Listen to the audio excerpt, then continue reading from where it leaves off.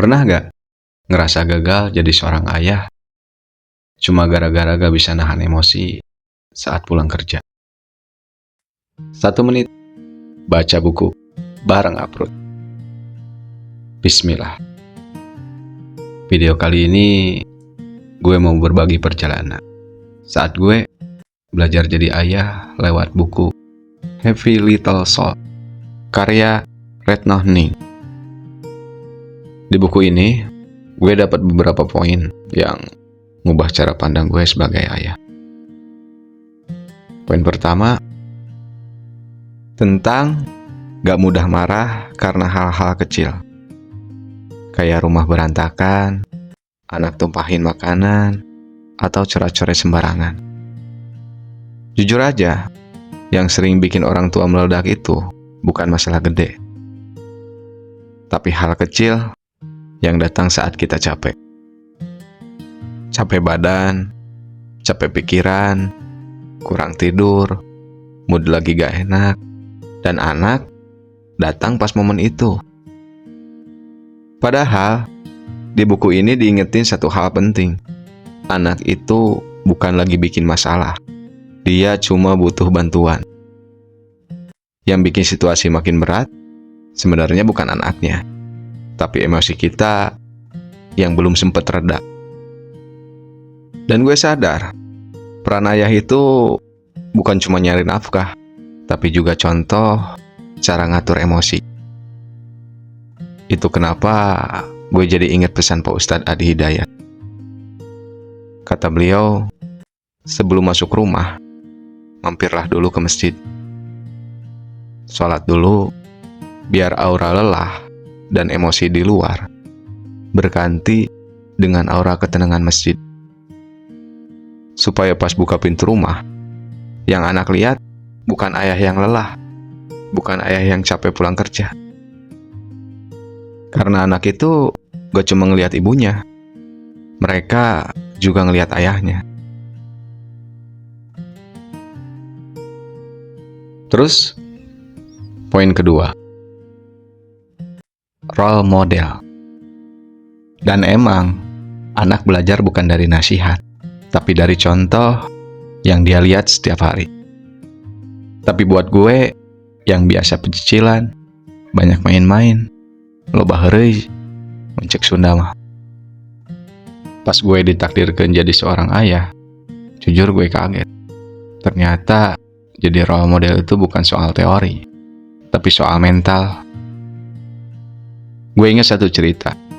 Saat denger anak gue pertama kali belajar ngaji, hati gue malah campur aduk. Bahagia, seneng, tapi sekaligus takut.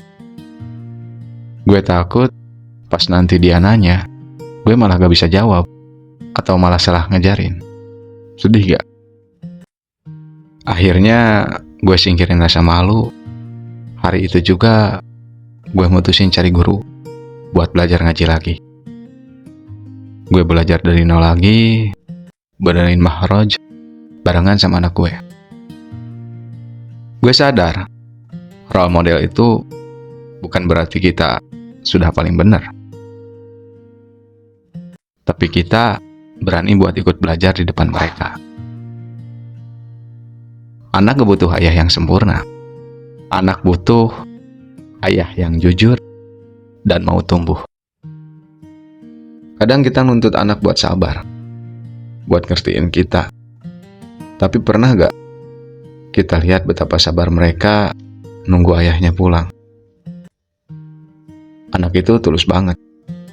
Dan seringkali justru kita yang harus belajar sabar dari mereka. Padahal gue juga sadar, yang mereka tunggu bukan ayahnya, tapi HP ayahnya.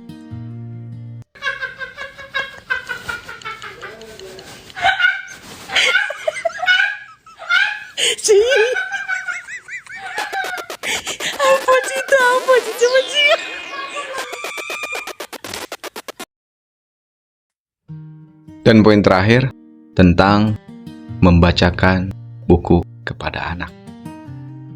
Dan kerennya, sang penulis mulai mengenalkan buku pada anaknya sejak usia 6 bulan. Jujur, Mungkin tujuan buku ini buat para ibu ya. Tapi sebagai bapak-bapak, gue juga bisa ambil pelajaran dari buku ini. Seperti sekarang, mungkin gue baru bener-bener melek baca 5-6 bulan terakhir lah. Selama ini gue anggap buku itu hal yang ngebosenin, malesin, capek lah kayaknya kalau baca buku. Sampai tiba suatu malam, anak gue minta didongengin sebelum tidur. Gue refleks, bilang, "Ayo, kita cerita Nabi, Kak." Tapi setelah itu, otak gue malah ngeblank. Tit gitu. Gak ada satupun kisah Nabi yang gue ingat waktu itu. Akhirnya gue tawarin ganti ke cerita yang lain. Gue bilang, "Kak, cerita monyet aja yuk." Enggak bosan cerita monyet mah. Dan di titik itu gue sadar. Akhirnya itu jadi salah satu alasan gue buat baca buku lagi. Seminimal mungkin gue harus tahu kisah Nabi gue sendiri. Gue upload, masih belajar.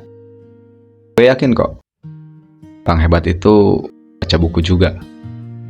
Tapi lebih hebat lagi, minimal 1 ayat setiap hari. Mengejar cinta lewat baca.